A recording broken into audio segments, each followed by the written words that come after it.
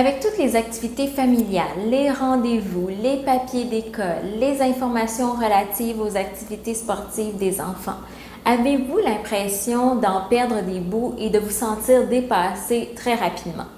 On vous a déjà parlé des éléments importants à inclure dans un centre de commande familiale dans une vidéo précédente. D'ailleurs, si vous n'avez pas eu la chance de la voir, je vous invite à cliquer sur le lien dans la description de cette vidéo. Mais aujourd'hui, je vous montre mon centre de commande familiale où on regroupe toute notre paperasse concernant la famille juste après ceci. Donc, restez avec moi.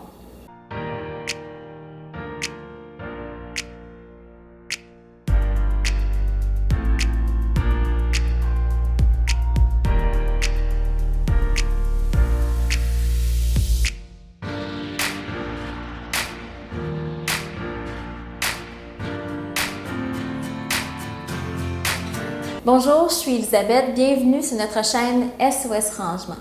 Prenez quelques minutes pour vous abonner si ce n'est pas déjà fait ou faites-nous un thumbs up si vous aimez ce genre de capsule. Puis surtout, n'hésitez pas à partager avec votre entourage. Alors, je tourne la caméra à l'instant pour vous montrer les éléments de notre centre de commande familiale. Voici un aperçu général de notre centre de commande familiale. Je vais vous passer à travers chacune des petites zones. Donc, la partie du haut qui est plus le babillard, on a décidé d'y accrocher dans le fond à droite le calendrier scolaire, donc pour avoir à proximité les dates pédagogiques, les journées de congé, les rencontres avec les parents, bien que cette information est déjà rentrée dans notre agenda électronique, mais c'est toujours bien d'avoir une version papier si jamais on a besoin d'y consulter. Et à gauche, on a indiqué l'horaire des classes des enfants. Ensuite, la partie de gauche, en fait, c'est un tableau blanc aimanté où on a deux planificateurs. Donc, la partie du haut, c'est le planificateur de la semaine et la partie du bas, c'est le planificateur mensuel. Donc, si je me rapproche un petit peu, pour la semaine, on a vraiment tout ce qui regroupe l'information pour cette semaine-là. Donc, la partie du haut, c'est vraiment les menus qui sont planifiés, donc les dîners des enfants qu'on prévoit faire et les soupers qui sont prévus à l'horaire. Donc, comme ça, on ne se pose pas de questions, on sait exactement qui doit faire quoi. Ensuite, vous voyez des magnétos de différentes couleurs. Ça, c'est des tâches qu'on fait, qui sont prévues à l'horaire, que ce soit sortir la poubelle, le recyclage, faire du lavage, faire l'épicerie et arroser les plantes. Donc ça, ce sont des activités qu'on fait vraiment à chaque semaine. Juste en dessous, il y a une section où on met les rendez-vous des enfants et des parents qui sont prévus à l'horaire, qui sont importants à partager avec tout le monde. Donc ça nous donne vraiment une idée générale de qu'est-ce qui s'en vient dans notre semaine. Si on regarde le planificateur du mois, donc c'est vraiment pour nous donner un meilleur aperçu général des fêtes qui s'en viennent, des congés, pour avoir un aperçu plus global. On met également les ménages sont prévus quand, les congés, les cours de piscine, les cours de piano également. Donc c'est vraiment une bonne idée d'avoir tout ça rassemblé là. Ensuite, si je vais à l'organisateur mural, qui est la partie du milieu, avec les dossiers de différentes couleurs, ce que j'aime de ce système-là, c'est qu'on permet de rassembler toute l'information, toute la paperasse familiale dans ces dossiers-là. Donc, on a décidé d'utiliser différentes couleurs, comme ça, c'est plus facile pour les enfants aussi de se retrouver. Donc, la partie du haut, qui est le bleu et le mauve, c'est pour les enfants. Donc, chacun a son dossier et sa case. Donc, toute l'information relative à l'école, des dossiers qu'on doit compléter, les sorties qui s'en viennent. Donc, toute l'information qu'on doit traiter pour l'école s'en va dans ces deux dossiers-là. Ensuite, pour la section en rouge, ça, c'est plus les activités sportives des enfants, donc natation, on a gymnastique par exemple. Donc, on a dans le fond l'inscription pour chacun de ces cours-là, le nom du prof, le numéro de groupe si c'est nécessaire.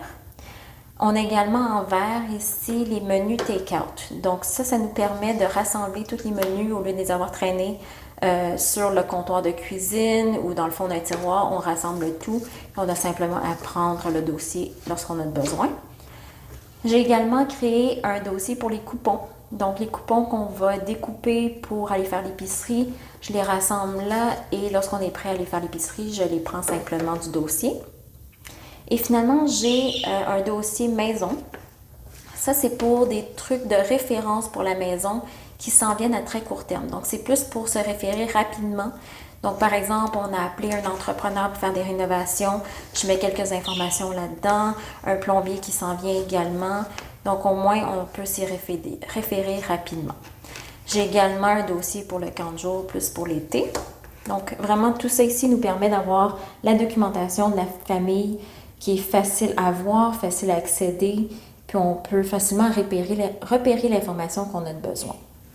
La partie de droite ici, qui est un tableau blanc, j'ai créé un document avec les numéros de téléphone importants pour les enfants à titre de référence. Donc, c'est vraiment là qu'on va retrouver, par exemple, s'il y a un feu, si les enfants ont besoin d'une ambulance ou de la police, on fait le 911.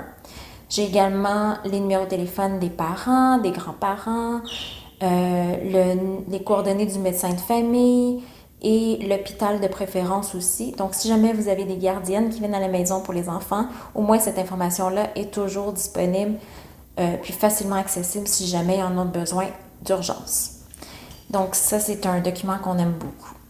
Ensuite, si je passe à la partie du bas, qui, en fait, c'est les crochets. Les crochets, évidemment, il n'y a rien à crocher pour le moment parce que les enfants sont à l'école, mais les crochets qui sont à l'extrémité sont prévus pour les sacs à dos des enfants.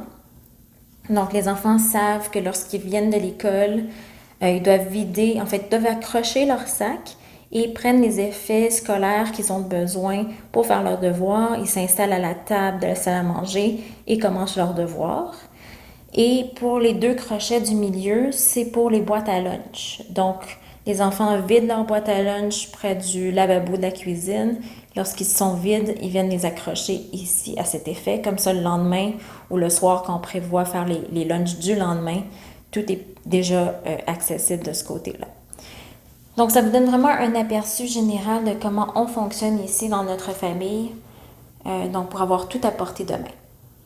Et voilà, en espérant que ces quelques idées vous ont inspiré pour adapter votre propre centre de commande familiale qui convient à vous et à votre famille. N'hésitez surtout pas à communiquer avec nous si vous avez besoin de conseils en organisation, en rangement ou en productivité. Nous sommes Stéphanie et Elisabeth, les passionnées de SOS Rangement. À bientôt!